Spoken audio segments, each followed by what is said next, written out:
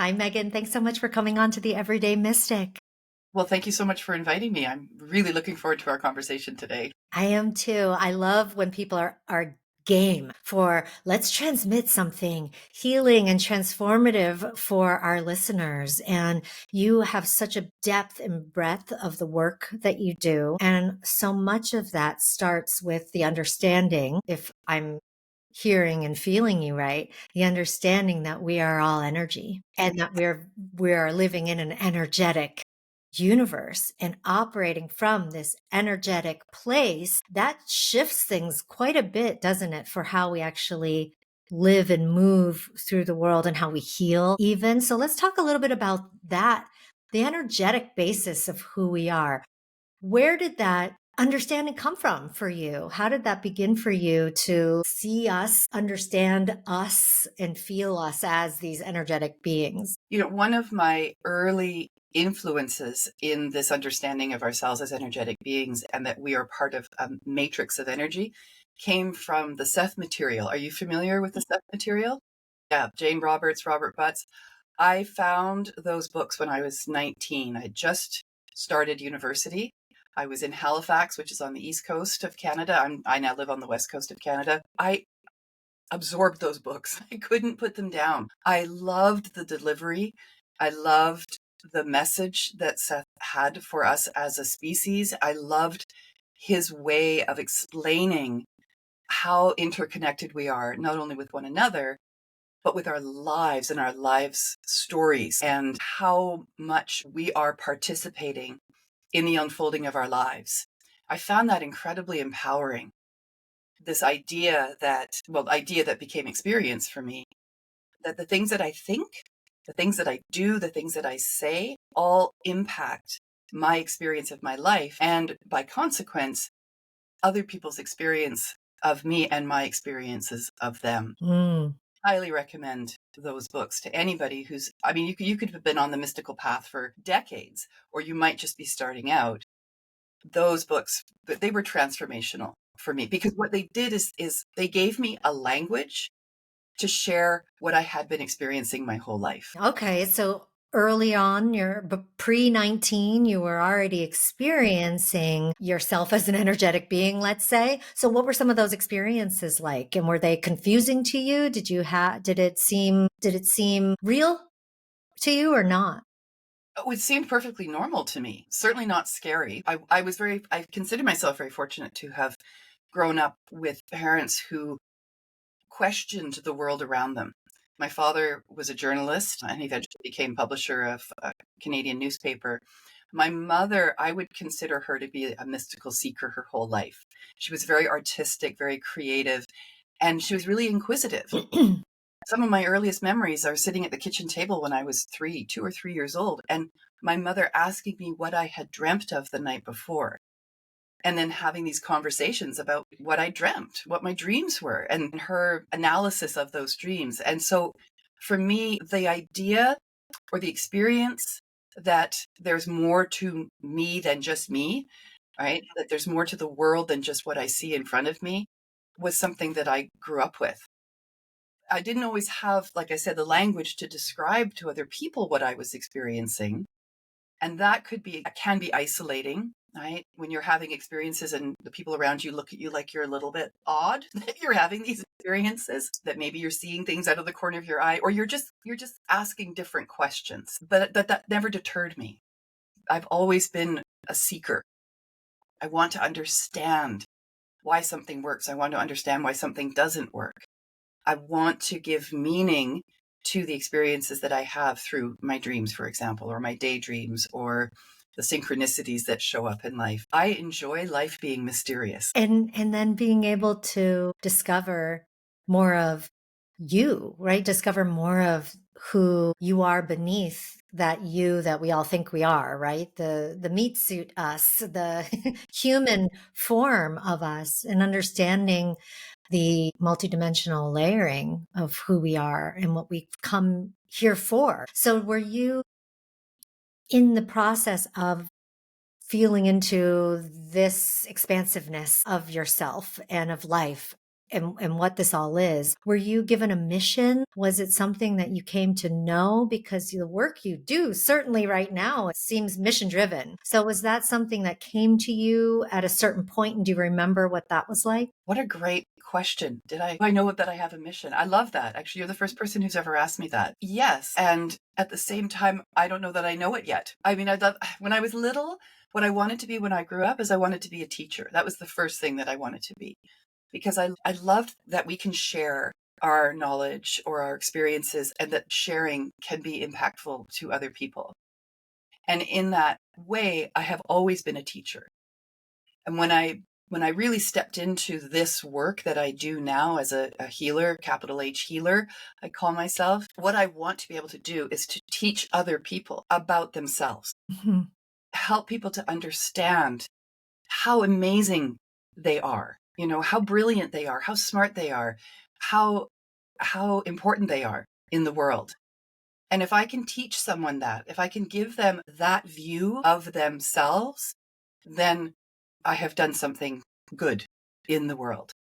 And I can teach on all kinds of things. I mean, if you've seen the list of my workshop lists, there are anything that I have ever found interesting, I want to then share it with other people to give them that glimpse of what's possible for them. So I suppose, now that I'm saying it out loud, perhaps that's the mission, right? Is to be able to help people see what's possible Yeah. for them in healing, in their work, in their relationships, and most importantly, of course, their relationship with themselves, because that's the most fundamental relationship that we have, Where it all begins. Right.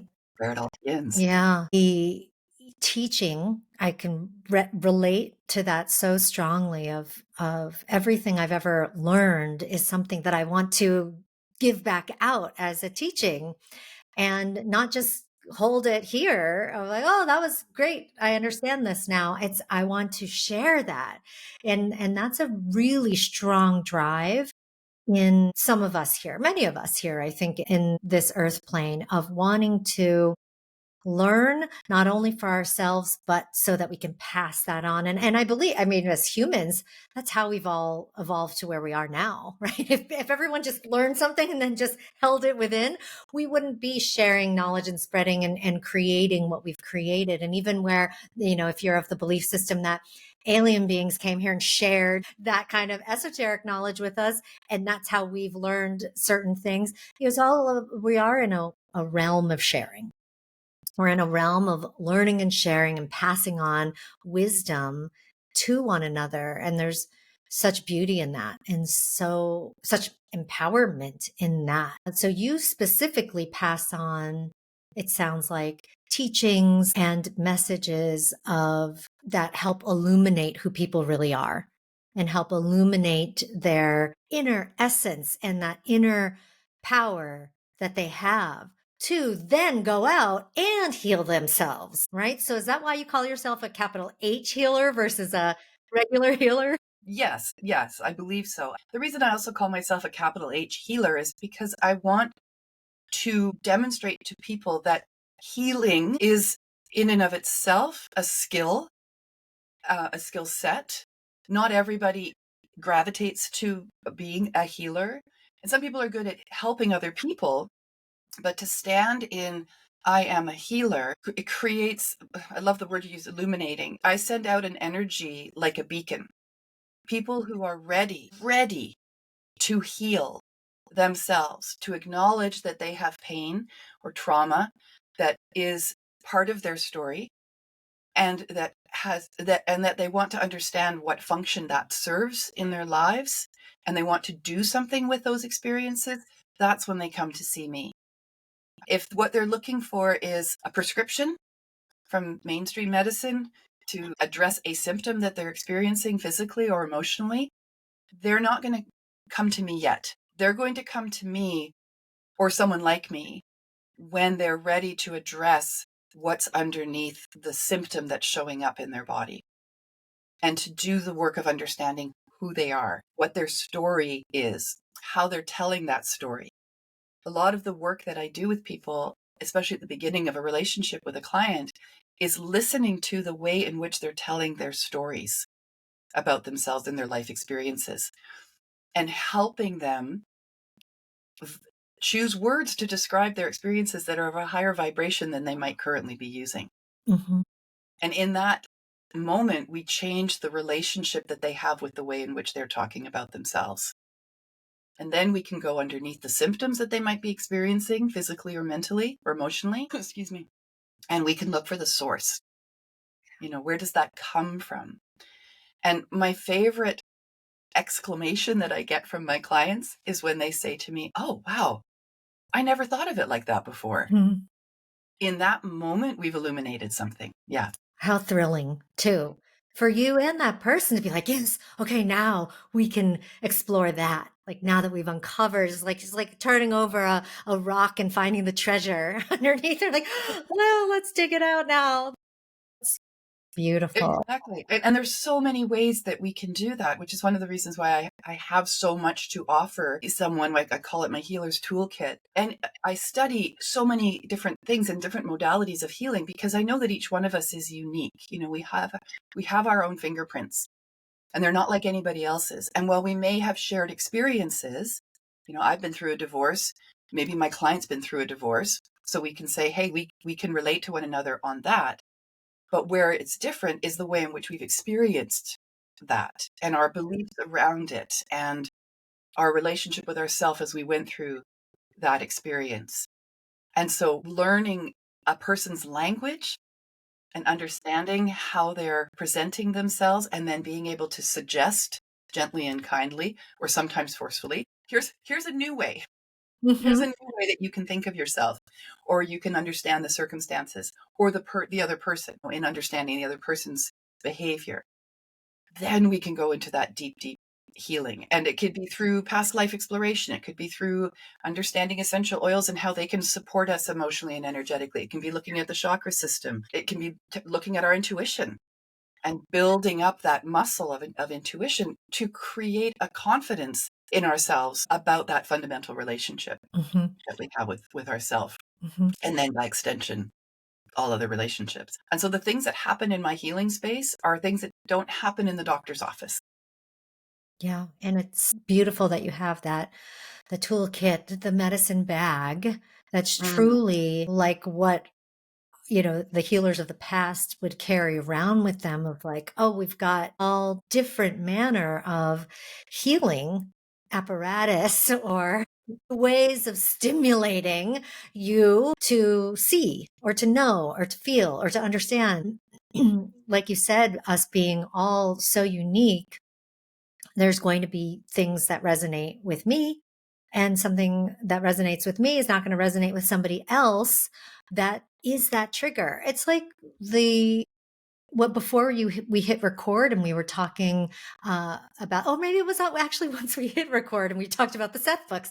Yeah, so you were in sharing the Seth books, right? That even that being that initial catalyst for you, someone else could have read that book at age 19 and just gotten nothing out of it and been like, but could have picked up another one, another channeled book series, or another, maybe it was the Carlos Castaneda books or something else. And that fully resonated with them. mhm.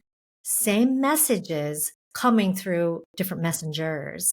And I feel like the medicines too, whether it's essential oils or chakra energy work, or they're all different messengers or different lanterns pointing us in the right direction of ourself. And there'll be those different things that we each resonate with because of where we're currently at, or the frequency we're vibrating in, or our past life experiences and all of that. So I love that you have that breadth of experience and what to share with others, to be like, I know exactly what's right for you.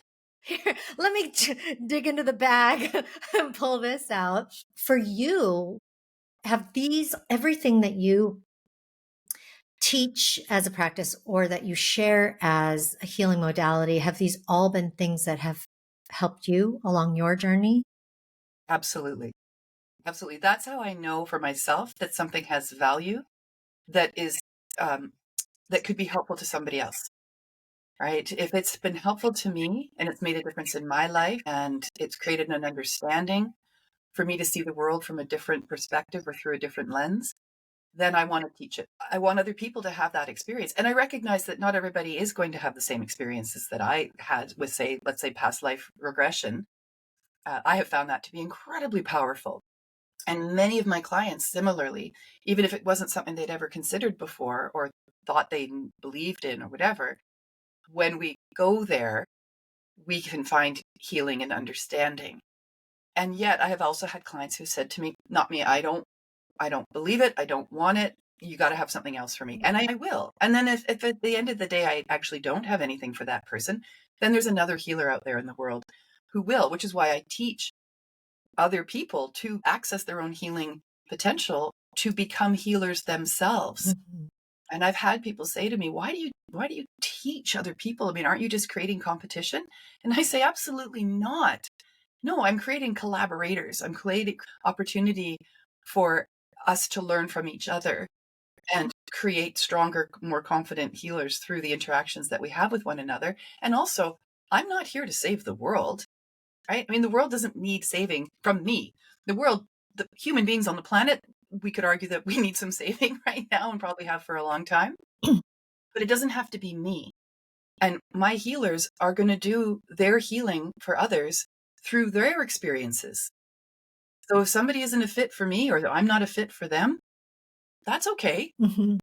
If they're ready to heal, somebody else is going to show up for them. Yeah. And it's, I think for those who are true healers, they want the world and everyone in it to be healed, not to have clients.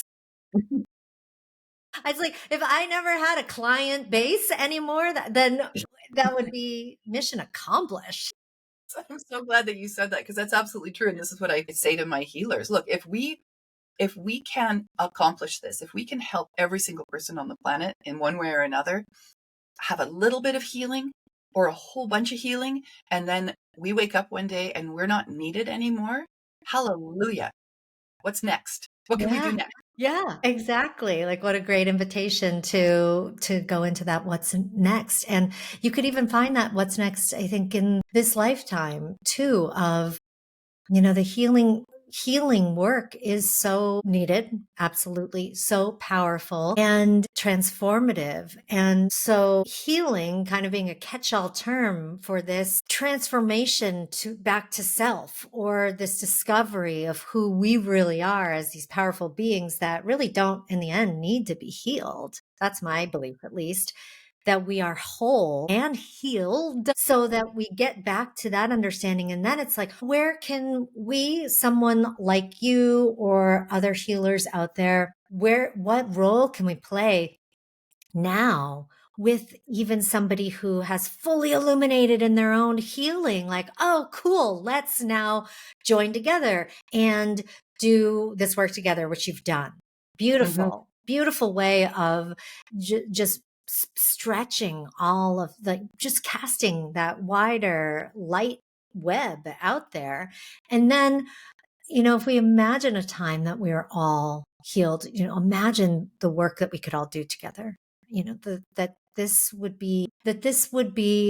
work wouldn't be the healing anymore. It would be the realizing of our fullest potential.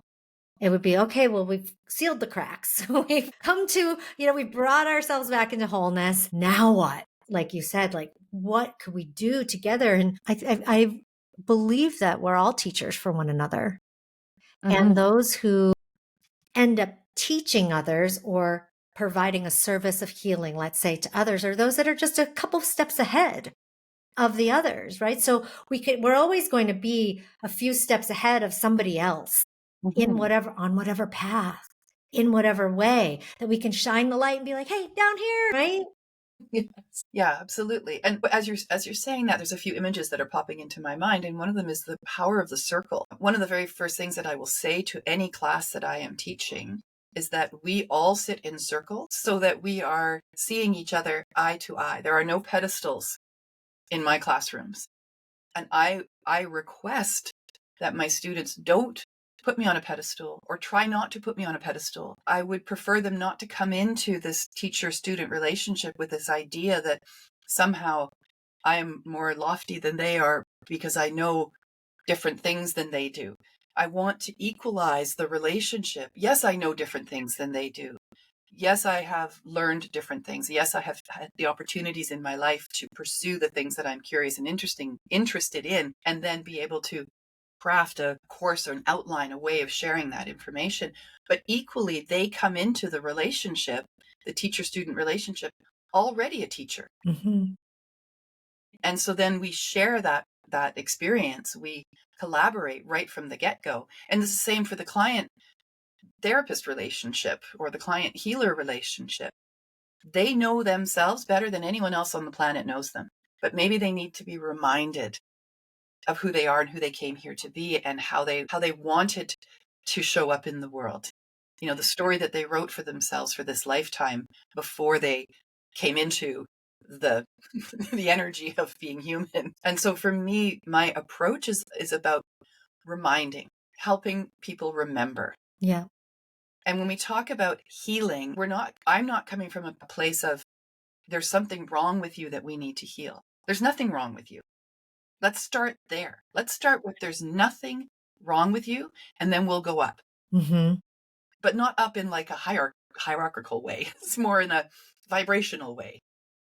And as we connect with who we are, and as we heal those fractures and bring ourselves back into a sense of wholeness, that experience goes out like ripples, right? It's like throwing a stone into a calm pond.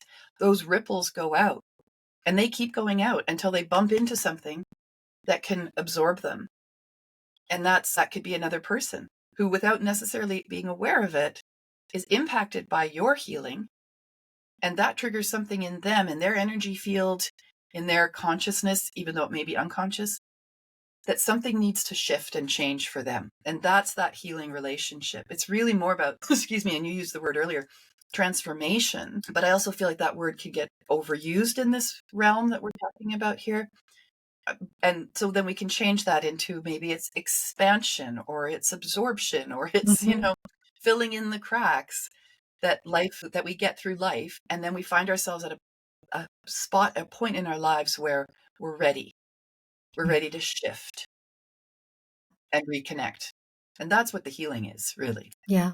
Yeah. And it's just like you said about that remembering and helping people remember. So, Mm. you were saying earlier, sometimes it's gentle nudges and sometimes it's a little bit more like, gotta shake you awake a little. You need a little bit more force here. And obviously never to the point of violence, but if a client person in your life is ready for that, you'll know, right? I think it's one of those things, and I hope everybody listening right now sees themselves as healers also, because not only are you a healer of yourself, right? We are all healers, meaning we heal ourselves. We do.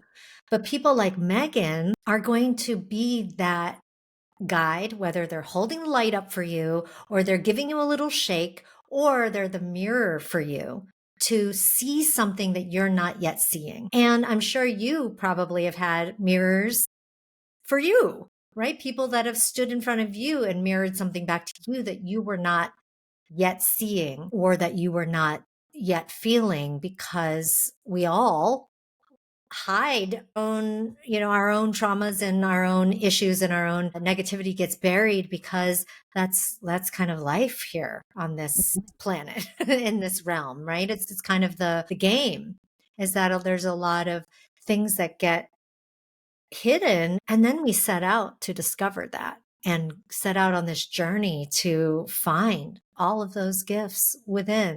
I honestly think it is like a game. Like we chose this to play this game, to come here and have everything be hidden, and then now, okay, now go and find all of this stuff. And some people are just really ready to grab the reins of that game and go and get to those different levels and to really be excited in it. And some, life here can be very dense and can take you down, and where you're like, you forget that you're even that you have the controls, right? Mhm. That you're holding the controls the whole time. So even someone like you just reminding people, like you said, that you're already healed, you're already whole, let's start there, is telling them you've got the controls. Now let's see how we can work them, right? Exactly. It's the "you've got this" message, Hmm. right? "You've got this. You can do this." And my client might look at me and go, "No, I can't." Yes, actually you can. You can. You've got this. And sometimes they have to hear it a few times. And it's around that point where I might be a little more, I call it my BS alert. I can see when you're getting stuck in your story, and I can give you the tools, but you're the one who has to be an active participant in this process, Hmm. because no one else is going to do it for you. No one else can. When we talk about you've got the controls, I mean, really, there's a lot about life that you don't have any control over. You don't have control over how another person behaves or how they think about you. You don't have control over what the politicians are doing. I mean, yes, you can cast your vote, and yes, you can sign your petitions, and you can go out in the street and march, and all of that has impact. But ultimately, at the end of the day, control is what you cultivate in your ability to make choices for yourself, to see your behavior and decide if something needs to shift or change in the way in which you are reacting or responding to the world around you. And there is a difference between reacting and responding. Reacting is what a lot of people do, and that gets them into a lot of trouble. Responding, you can feel the difference even in the vibration of those two words, right? Responding has a slower energy around it. Reacting is like this. Responding, you have to stop. It's kind of the count to 10 before you before you react, but really that's the responding part. And somebody who responds is somebody who has self-awareness. And somebody who reacts still has a little work to do around that self-awareness. Hmm. And it isn't always easy. And I really want to be clear with people who are listening or watching. I'm not a perfectly healed human being. This is a constant journey, and we constantly call things into our lives that challenge us to learn more about ourselves and to decide how we want to respond and how we want to react to that, or whether we want to respond or we want to react. And so when I'm teaching other people, whether it's my students or it's my clients, because I'm doing the same work, I'm equally teaching and healing at the same time. What I'm saying to them is, you don't have to have it all figured out Hmm. in order to be of service to somebody else, Right. right? But what is important is understanding that your experiences have purpose, meaning, and value, and that they don't define you, but instead they give you tools for how to show up in someone else's life and be that mentor Hmm. for whatever it is that they're going through. And when I first put my shingle out, what I started to notice was that when something came up for me that I needed to look at for myself, a client would show up with the same thing going on for them. Hmm. Yeah. It's a neat experience when that happens, when you start to become aware of, oh wow, it's almost as though I'm putting out a call for Yes. people to come to see me who are working on the same things I'm working on, so that we can work on them together. I just have more tools to help them, but they're helping me at the same time by being that mirror Right. we were talking about earlier. Yes, yes. And that's such a beautiful way to move through life in general. Whether or not you're in the profession of healing, we're all mirroring to one another aspects of what we can heal or what we can address or face in our lives. And we get triggered by those who are showing us something we don't yet want to see or deal with, or that we are still, like you said, not self aware enough to move into response versus reaction. But when it's not a trigger and it's a glimmer, or it's, somewhere between the two, of where it's like a uncomfortable reminder, we can then choose to look at that ourselves, right? We can look at those aspects of self, aspects of life, dig into and get to the root of where this came from. Why am I acting or reacting this way? Or why does this thing bother me so much? Right. And so I feel like we can, just through living, understand ourselves and get to that place of what we call healed if we understand that that's the journey, that's the game, that this is what we're here for. So what is it that let me, first question, have you had to fire a client before because they weren't ready? Yes, it doesn't happen often, but yes. And one woman pops into my head immediately with this. She was with me for about a year, which is a long time. When I do my healing work, I'm very clear with my clients. I don't want you forever. I want us to get to a place where you don't need to come and see me anymore. This is not a 10-year healing relationship. We can get her done. We can get this done in 3 to 6 months, but sometimes it takes longer, and that's fine. And for her, she was stuck in a loop, and her loop had to do with a man in her life, and she just wouldn't let go. Like, she was so enmeshed. And it didn't seem to matter how many times we had the conversation about this. It didn't seem to matter how many tools I could give her or offer her or suggest that she use. She kept staying in that story. And then one day she came to me and she said, "You haven't healed me." Mm. And I said, "Then I think I'm not a good fit for you anymore. And I think it's time for you to go out and seek help elsewhere, because this is not working for either one of us at this point." And I don't know if she did ever find that healing that she was looking for in a way that resonated for her. But the way that I was trying to pull her out of where she had gotten herself stuck, it just simply wasn't working. She was digging her heels in, and she wasn't getting from me the kind of acknowledgement of her pain that she hoped to have. Yeah. In retrospect, that's why she was staying and stuck in that story, because it served her. Mhm. And I didn't want to play that game with her. Right. I mean, an unethical practitioner, absolutely. You could have been, milking her for all her money and giving her false senses of hope. And people, that's what happens in Yeah, yeah. different, both medical and religious systems where that happens, of where people within that take advantage of those who are not yet taking responsibility for themselves, and then end up keeping them in that loop. Or that just don't care that they're in that loop and they're like, well, I'm making money from this, or I'm getting power from this Mhm. relationship. And obviously, for anybody listening who is working with somebody and it feels like that, or you're in a system that feels like that to you, where it's just this repetitive, nothing's changing, but there's all these messages of hope that are coming to you, or that, oh yeah, it's around the corner, it's around the corner. If that's the cycle that you're in, then there's an opportunity to look within and go, what Mhm. am I not bringing to this story? What am I not bringing to the table right now? Because something that you're most likely not realizing is that you're playing into, just like your client was playing into that victim role. She was Mhm. getting something that she needed so badly from that, and yet not seeing what was even better on the other side of that thing that she was getting. And I like to remind people of that whatever vicious cycles you might be in like that, whatever habits and addictions and negative patterns that you might be experiencing, all of those are serving you beautifully in some way. They're all they're beautiful in their own way because they've helped in some way to get you through something. And that's a beautiful thing to acknowledge before we just try to get rid of it.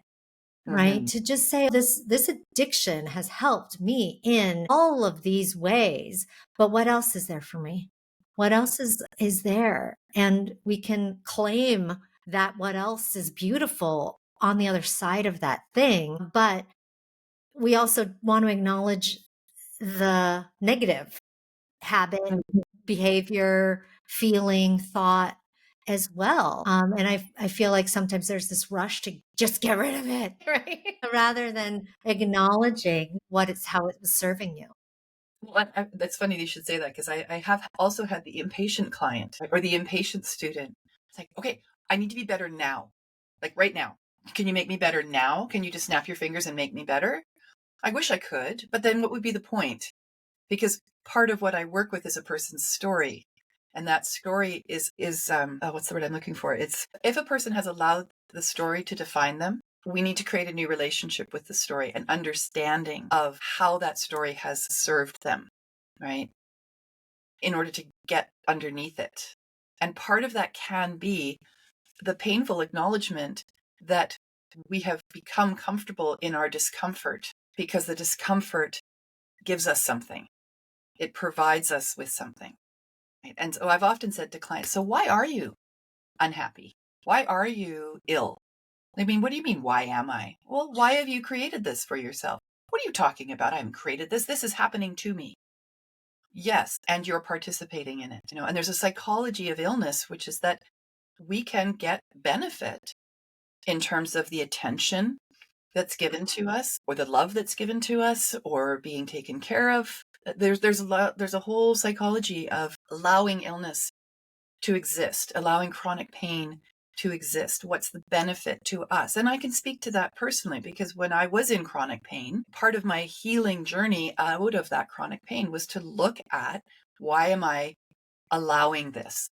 What do I get from the world around me when I show up all achy and complaining and in pain? And what's the benefit? I had to ask that question, and there's that painful realization of, oh, actually, yeah, I do get something out of this, but am I happy with what I'm getting out of this? And if I'm not, actually, when I really look at it, then my job, my responsibility is to change how I'm showing up in it. And what's so fascinating is that chronic pain disappears when you're no longer participating in it. Mm-hmm.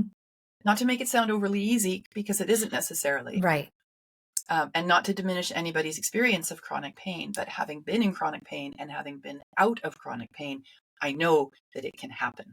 Yeah. Right? Something's very broken in our medical system, both the psychiatric and then the physical medical system, that doctors and psychologists and psychiatrists are taught that pain can be permanent, that mental illness can be permanent. This is your life now. PTSD can't be healed. So here's some more medication, and here's another 10 years of therapy, just so that you can manage. Mm-hmm. I don't subscribe to that at all.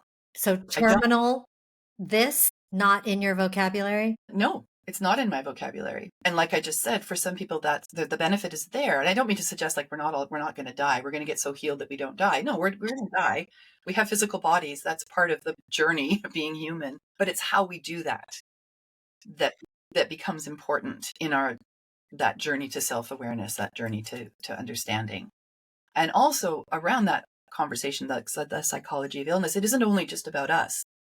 Right? If somebody receives a diagnosis of you've got cancer, let's say, it's not just their experience of that. It's also the people around them and what they get triggered into, or how they choose to respond to that news that their loved one has or their friend has cancer.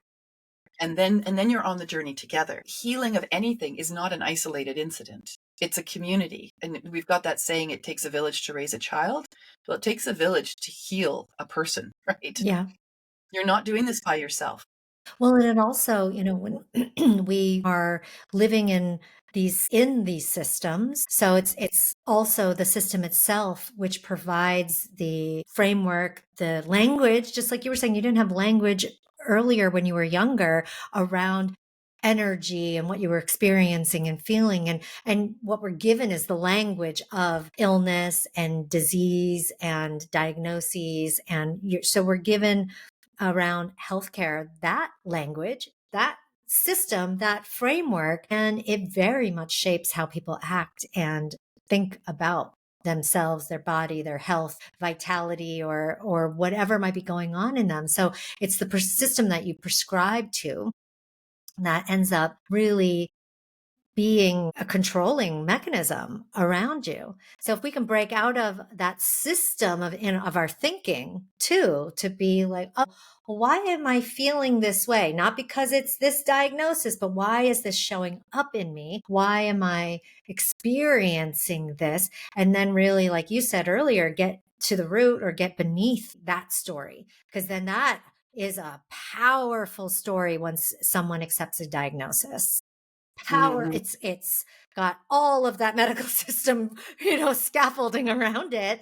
that makes it what it is, and then can really impress upon us as to then what's going to happen. Well, what's the outcome of that? Oh, well, only 2% of people, or only 50% of people, blah, blah. You get the prognosis on top of the diagnosis, right? That ends up really shaping how we then move through that experience that could be so different. Yes, absolutely. And that the power of the white coat and stethoscope, it's something that people need to unpack. Because what we do when we walk into a hospital or the doctor's office and we're confronted with that medical professional, that medical authority, most people go deer in the headlights. Any question you thought you had, boom, gone. What did you say? Okay, sure, I'll just take that prescription and off I go. And unfortunately, there isn't the kind of relationship between doctor and patient that there might have once been, where the doctor has the time and the training to really probe and understand. Maybe probe's the wrong word. Not that kind of probe. But let's get curious. Doctors are not taught any longer to be curious about their patients, Yeah. about the why. Why is this happening? What's happening at home for you right now? What's happening in your job right now? What are your stress levels? Mm-hmm. What do you believe about death? Why are you so scared to die? These are not the kinds of questions that our doctors ask any longer. And they don't see the patient as a whole entity, especially with the way that our medicine has become so specialized. Right? So the elbow doctor never talks to the toe doctor. They go to different conferences. They read different literature. They don't talk to one another to understand why the elbow and the toe are hurting at the same time. Mm-hmm. Yeah. And that was my experience when I was very ill for a long time. I was very ill, and I was given a diagnosis. You know what? It was more of a suggestion. It was suggested to me by a naturopath who has a very different relationship with their clients.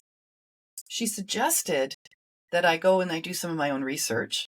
Also not something that our mainstream doctors often will say to patients. I mean, if your doctor does, I'm so thrilled for you. You have that kind of doctor. But nonetheless, she said, go and do some research on something called fibromyalgia, and then come back to me and we'll talk further. Mm-hmm.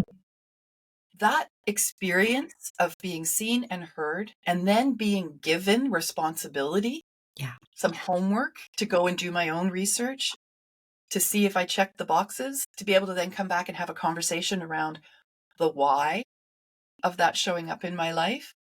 Unbelievable. I mean, really, that should be everyone's experience. That experience was pivotal in how I developed my approach to doing healing work, was because I had that experience and I saw how valuable that was as a way to It's step. almost like, sending you off on, and not that that journey itself wasn't fruitful. I'm sure what you researched was also informationally fruitful, but sometimes, you hear these wisdom tradition stories of, someone being sent off on just some mission that it wasn't about what they found in the end. It was about the journey itself that then taught them their strength, taught them to be responsible for themselves, to be like, don't just accept my word for it. Go research this, look this up, see how it, I mean, she maybe didn't use these words, but see how that resonates with you. Like when you start to read up on what this is, and if it like pings some things in you, they're like, oh yeah, well, maybe that's tied to, and you start asking yourselves these questions. So that type of self-responsibility, which leads to self-empowerment, of course, which leads to then our own healing of ourselves. It's just miraculously just starts to happen because you are now taking those full reign of the controls that you have of your own experience. So yeah, beautiful something to come out of a doctor or healer's mouth, to go and do that, pursue your own truth, and have courage enough to do that, and have the strength enough to do that, which is why then you seek out people like you, because sometimes you don't have enough courage or enough strength or enough tools, and that's okay. Mm-hmm. Perfectly okay, right? As long as you're willing to go on the journey. Like Yes. the willingness and the curiosity to go on the journey, I think is all that you need. And then there are so many people around you that can help you in the support, or help you. Here's a tool. Now go. Here's a Mm-hmm. map. Now go. Here's a something, right? Here's a light. And so I think starting with that curiosity, as you mentioned, is so pivotal. And Mm-hmm. having your, okay, I'm willing to go on this journey. Now please help guide me, right? And then eventually that guidance will lead them to exactly what has always been there, right? Waiting for them. Yeah. And that's where for someone to experience a full healing of a something in their life, right? Or maybe it's their life that for that experience, there needs to be the spiritual aspect of that journey. And I've come to believe that full and deep and meaningful healing is only possible at a deep level when we engage in the spiritual journey, where we can see that illness or that pain or that trauma or whatever it is that's showing up for us as a spiritual journey. And then that becomes a spiritual quest. And that shift in thinking of our illness or our situation as a spiritual quest changes at a deep level the whole experience of it. And then we start to answer the question why. And the asking the question why is a spiritual question. And I don't mean like, why me, God? You could get there. You could do that. You could say, why me? And then hopefully you'll take a moment to listen to the answer as opposed to just wail at God and then continue to victimize yourself along the way. A true spiritual journey is down here. It's not up there. It's right here. It's grounded, and it's grounded in our humanness and our human experience. And again, coming back to, circling back around to perhaps giving permission for the experiences in our lives to be meaningful, not to define us, but for us to find the meaning in those experiences, to give them value and purpose. Because when we do that, then we have value and purpose. And that changes everything. Yeah. It certainly does. This has been such a beautiful conversation, Megan. I could talk to you for hours and hours and hours, but before we do that, before we go a little further, I want people in all the within the show notes, of course, there'll be all the ways that people can connect to you. But why should they connect specifically to you? I mean, I heard this, and so I'll summarize here briefly for listeners. If you're ready for being honest with yourself, if you are ready to go deep into the source of your pain and your suffering, if you're ready to actually uncover your true self in and on your healing journey, then Megan seems to be the right guide for you. Is that a good summary of those that would seek you out or do and get the best out of the relationship with you? Yes, absolutely. Although I may not be the right person for them. Mm-hmm. I can't heal everybody. I wish I could. Other people will resonate or they won't. It'll be a fit or it won't be a fit. I'm always open to the conversation to find out if it's going to be a fit. Because that relationship, for me, the relationship between client and healer or practitioner is a sacred relationship. And once we start that relationship, it becomes, what does it become? We create a container for the work that we do with one another. And then the trust that a person puts in me to be that facilitator for them, to be the shoulder that they cry on, to hold that space sacred with no judgment, and to be able to really see that person. That's a really important piece of the journey. And when those things are in place, then we can have exponential healing. What I say is that when people are ready, willing, and committed to doing their work, then come through my door and let's do that work. Let's do that work together. Mm-hmm. And if at any point in that relationship it becomes contentious or we seem like we're going in different directions, then let's clear that up and decide if we move forward or we don't with one another at that point. Beautiful. So that's what that looks like. Yeah. Yeah, that's beautiful. And it's multi-dimensional, as we were saying earlier, right? We're not talking about healing a symptom. We're talking about dealing with the body, mind, spirit, energy, body, right? The wholeness of a person rather than just homing in on some symptom and fixing that thing. It's a revealing, a remembering, a guidance back to that true nature and the nature of ourselves as souls here on a journey. And I want to end with talking a little bit about intuition, because I know that's a powerful teaching of yours, that you use it both in your own life and through the work that you do. So how does intuition for you, and with the work that you're sharing in the world, come up as a tool and a means for people to find that healing? It's foundational. Our intuition is like a muscle in our energy field in our bodies, and it can atrophy if it's not used like any other muscle can. And then we can also train it like we can with any other muscle. Healing it in and of itself is an intuitive process. And by the time somebody comes to me, and I'm usually or often the last place they land Mm-hmm. before the healing really begins, like the true deep healing really begins, they're already connected to their intuition, because their intuition is what's telling them they need something different or they need something more than what they have already tried or done. Right? And we are an intuitive species. We're a psychic species. We're born this way. We're born to know things intuitively. It's not foreign to us, but it can be foreign if we weren't brought up with it, or we haven't learned to trust it. And basically, that's your intuition is you trusting yourself to know the right answer, to have the solution, to make wise choices for yourself. And that intuitive feeling or that intuitive hit, it's something physical. We feel it in our bodies, like butterflies in your stomach, or a really strong knowing that kind of surges through. I get goosebumps when we hit on something that's absolutely bang on. All my hair stands up. Mm-hmm. I show it to my clients. It's look, we're talking something true here, because here's what comes all, that's a physical response to the energy of the truth. Mm-hmm. Right? And that's intuition. And yes, I have processes that I can take people through to help them connect to their intuition. But again, I start from the point of you already are intuitive. You just have a different relationship with your intuition than where we're going to get you. Mm-hmm. And we're done this process.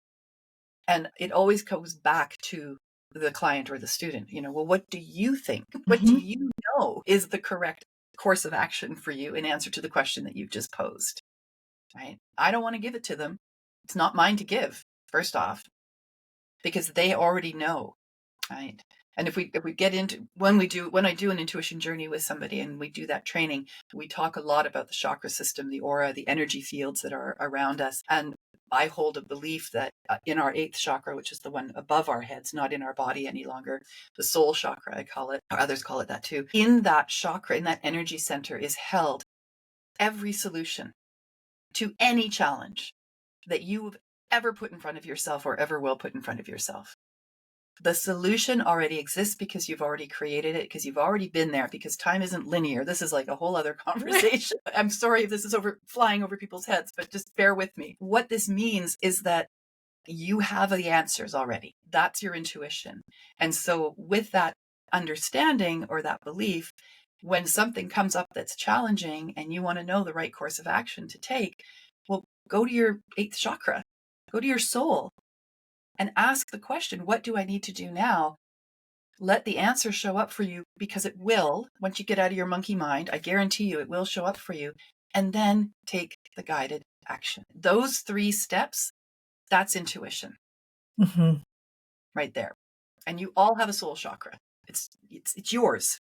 It doesn't belong to anybody else. Yeah. Right? So everything that you need is right there for you to access through your higher self or your guides or angels or whatever term you want to use to describe that experience. I prefer to stay pretty grounded in it, but I do understand that that's there for me. Mm-hmm. And it's just such a great reminder Yes. that it's that you have the answer. Now do it.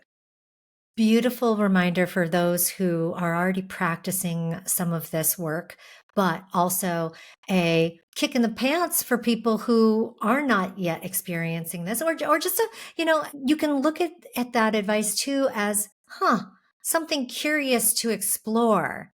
Why not try this? Why not ask you could call it a soul chakra. You could, like you said, you can name it what you want, right? You can say it's your higher guidance. Ask that higher guidance these questions that you have in your heart, or that are riddling your mind, or that are hurting you in some way. Like, ask that higher guidance those questions, and just stop and listen. Be still and listen and see what comes through. This is a New Year challenge for anybody who's never done this before. Take the challenge to start to ask yourself these types of questions. And if you want to just look at it as that you're asking yourself, there's no woo woo, any energy out there or you don't have to even believe that. You can just believe that you are asking and putting out a question and waiting to see what kind of answer you receive. I would love to give everybody that challenge, even for those of us who do this regularly, to do it more, because that type of relationship that we foster with our higher guidance, like the muscle analogy that you shared, is and only gets stronger the more we do it, the more we use it, the more that we trust it, right? Yeah. Yeah, absolutely. The thing about it is if someone is just starting out on this, or even if they've been doing it for a while, it's not always the easiest thing to do to trust that voice of your own. Right? But that's why we have so many of these amazing mystical tools, or just regular ordinary tools for that matter. Things like oracle cards or tarot cards, things like crystals, pendulums. Again, these are not woohoo. These are just practical tools that are another layer to understanding whatever your solutions are. So if you're not yet able to trust that eighth chakra wisdom, your own brilliance, then go to the tools. Mm-hmm. Find yourself a beautiful deck of oracle cards. There's nothing mysterious about them. I mean, they're pretty magical, but they are just pieces of paper with images and words on them. But those words, those messages can be so helpful and meaningful and really land. When you ask the question, you pull a card, you receive a message that is so relatable to what it is that you need to do, what that action is that's being asked of you by yourself. So you don't have to necessarily do it all by yourself and hope that you're hearing the message correctly, because there's a lot of chatter and we don't always know how to just take time and be still and listen. So use these tools. There's hundreds of thousands of them out there, oracle decks or pendulums, or I don't know. They're Tarot all tools. cards Tarot cards. yeah. I mean, reading Tea in leaves. tea leaves, yes, there is just a countless amount of tools and practitioners too that can guide you in those tools. And this podcast, for people who haven't, maybe this is your first time tuning into the Everyday Mystic, but go back and listen to episodes where I talk to different people that are guides in those types of tools, because it may seem foreign to you if you're hearing it for the first time, or it may seem frightening to some. But if you're curious at all, I bet you're going to find somebody like Megan in a past episode that can be a guide for you, or herself here. So any last words, messages that you'd like to share with the audience today before we say goodbye? Yes, I would love to pull an oracle card, seeing as we were talking about these tools, because I have a deck of oracle cards that I've published with Hay House and Balboa Press called the Hearts Journey, Healing Hearts Oracle Cards and Guidebook. And the whole purpose, the whole reason that I created this tool for people is to help them connect with their heart through a journey that I went through the divorce that I mentioned earlier, and the tools that I use to help me navigate that experience. And so I have these beautiful heart cards, and I would love to pull a card for the audience. Beautiful. And see what the message is. Let's do it. Okay, wow. So there's 42 cards in the deck. The one that I pulled for this podcast is called Mother Heart. Beautiful. And there's a message on the back of the card. And the message says, and these are messages that I channeled: our first love experience is that of our mother, Mother Earth and Mother Mom. Every mother gives of her body and heart at the human and soul levels. Each has her own lessons to learn in giving her heart as mother love. Mm. And, we've been talking about healers and what is a healer and how does a healer come forward.